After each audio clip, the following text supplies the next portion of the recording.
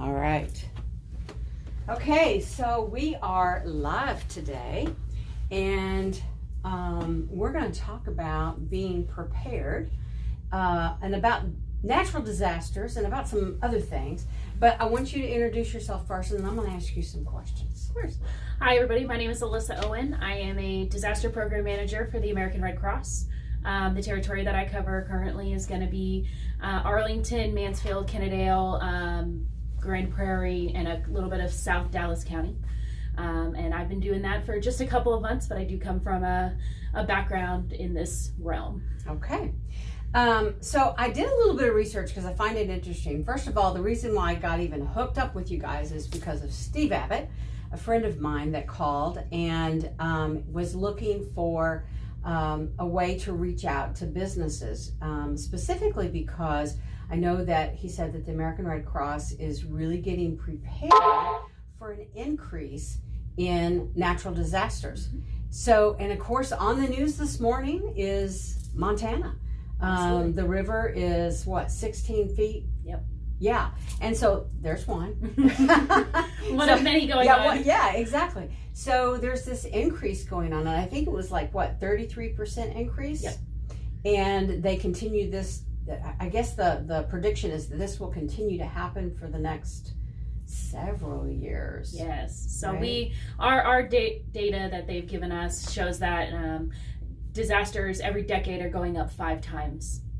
Wow. And that's just in the U.S. U.S. adults are facing 5 times more disasters every decade than the previous decade. Wow. So I'm a little bit of a prepper nut. And so I'll go ahead and put that out there, but you are too. I am, yes. Yeah. So when it comes to business, there are things that a business can do, but talk about maybe the way that natural disasters or the things that you guys deal with, how that impacts business. So natural disasters impact everybody. If it impacts you as a person, are you able to go to work? When we had the winter storms 2 years ago. Good example. And people couldn't go to work. If you're not going to work, you're not making money. Your businesses aren't open, you're not making money.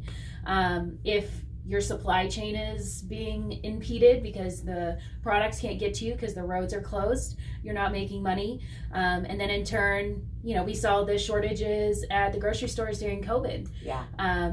That's going to impact your business because you're not going to be able to sell the products, but it also impacts the community. They can't purchase the products. Yeah. So there's it's like a ripple effect. Absolutely. Why is it that people wait until the problem happens?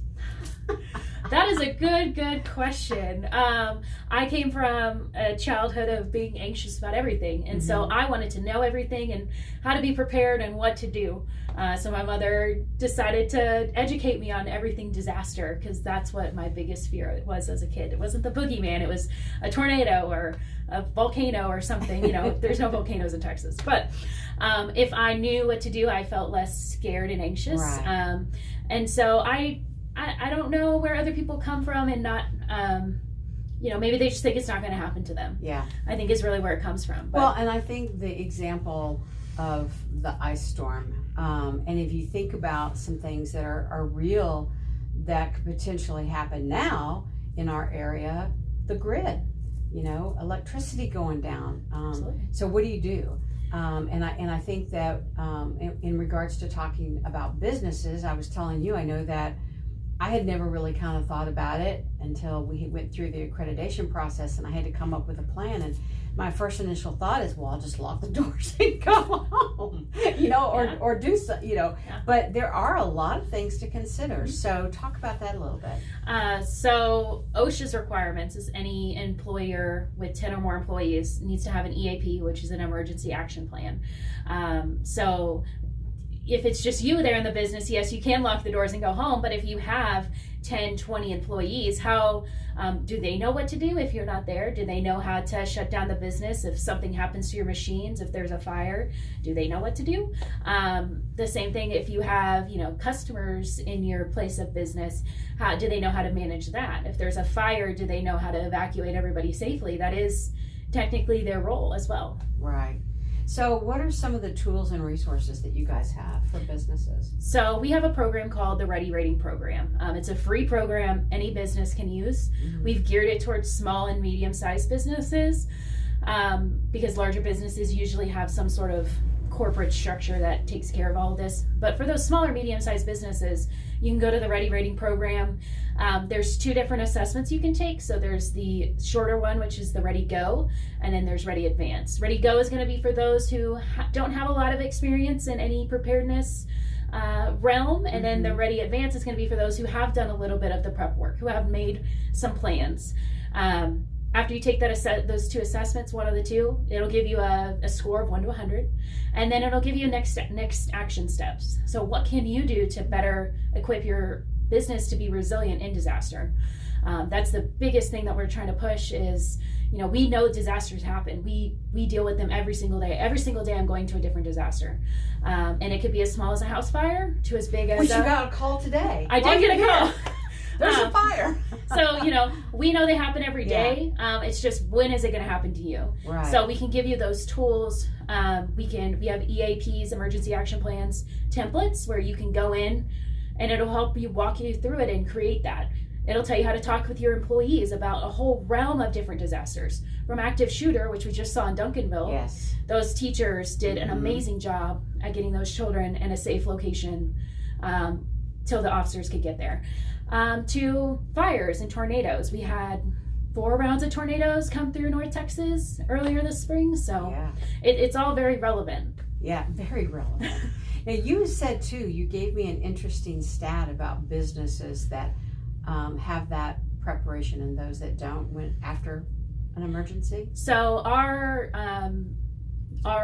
numbers have showed that 80% of businesses that are not prepared in a disaster will fail if they're not up and running within a month. That's So it's a terrifying number to look at. And even if it's less than a month, you're going to have those smaller businesses who can only last a week or 2 without business. We've seen that through COVID. We've seen so many businesses fail. Yes. So how can we make our businesses resilient through disaster? But because the businesses affect the community and the community affects the businesses. Right. If you're not there to service the people, then the community is going to die off. People are going to move somewhere else. If the community isn't there to serve the businesses are going to close.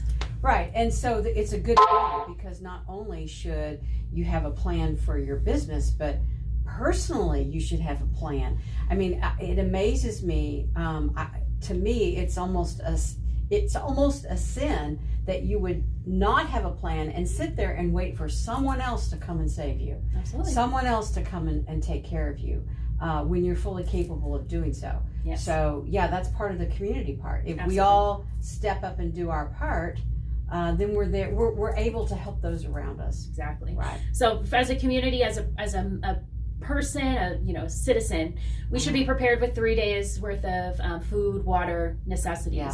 You should have that stored. Yes. And so maybe every month buy a little And not bit. in your freezer. No. Because if you have no electricity, You need canned goods, packaged goods, Right. things that don't require a microwave, don't require electricity. Yeah. Water is the biggest thing. You need to Yes. have 3 days worth of water. A gallon per person per day is the typical average. Yeah. On hotter days, you're going to need more water. But, if we could all be prepared in that little bit, it would help our community tenfold when it comes to one of those large-scale disasters like the winter storm. Right. Okay, any final words on anything? Not really. I think that I've just gotten all of the information in my brain out. But basically, if you have any questions, you can always, I will send her my information. You can always give me a call, shoot me an email, go check out our Ready Rating Program website. It is such invaluable tools that big corporations pay a lot of money to consultants to do the same thing. And this is for free. And this is free. Hello. So okay, so we will definitely get the link out. We'll also have materials they can download, all of that stuff. So we'll have all of that available for everyone, and make sure that contact information is there as well. So absolutely. Well, thank you so much. I appreciate it. Thank you for having me. I appreciate it. Yeah. Okay. Let's see if we can get offline.